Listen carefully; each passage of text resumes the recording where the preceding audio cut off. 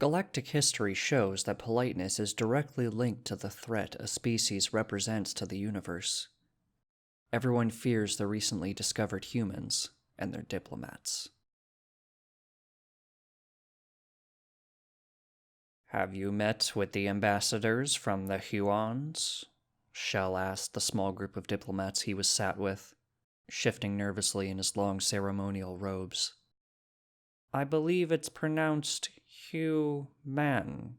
I have only had a brief encounter with one of their kind during the first contact celebrations." Havar laughed. "I don't understand what all the fuss has been about." Shell brought two hands to his mouth in shock. He feigned annoyance, but still moved with him. "So, you have not heard, then?" Shell looked around, hoping he still had time to warn his friend. "When they met with the generals, it is said that the way they acted struck terror even into the heart of old Kadvar." "Bah! Nothing but hearsay and rumors. Look, the delegation is arriving now." Havar motioned towards the great entranceway, where a group of humans was led inside by their assigned Slavry watcher. Havar smiled and strode proudly over to the delegation.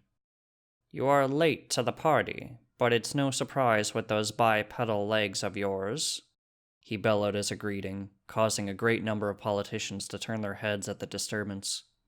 Shell started fidgeting with his robes again. The humans looked largely taken aback at the greeting, appropriate for the moment.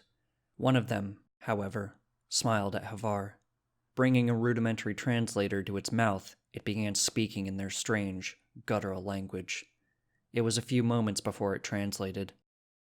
"Our deepest apologies for our late arrival. Allow me to offer my thanks for not starting without us." The room was silent. Shell almost defecated in fear. For being so small, so underdeveloped, they are somehow as great a threat as the Karmia Empire. The rumors were true. The human that spoke seemed to enjoy the reaction its words elicited from the crowd of diplomats.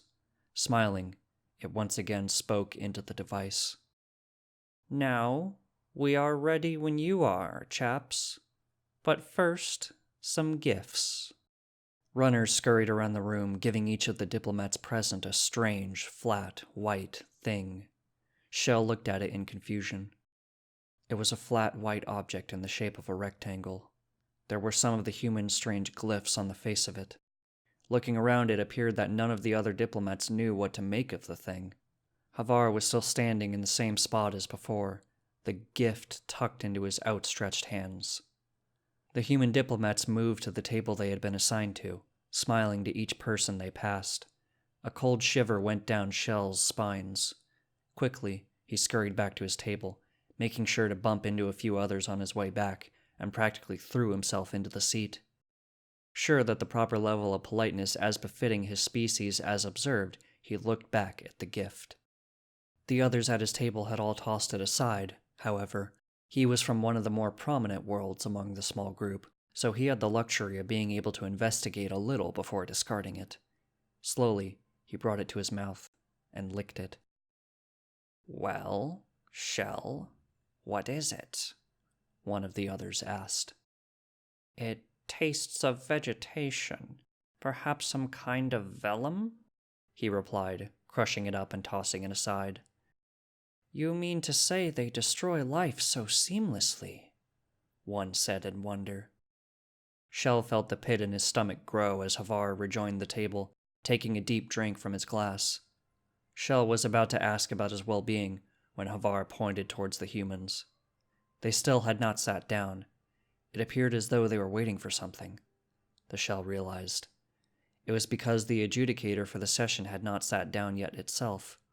Then suddenly, they all sat down as one, with a smile.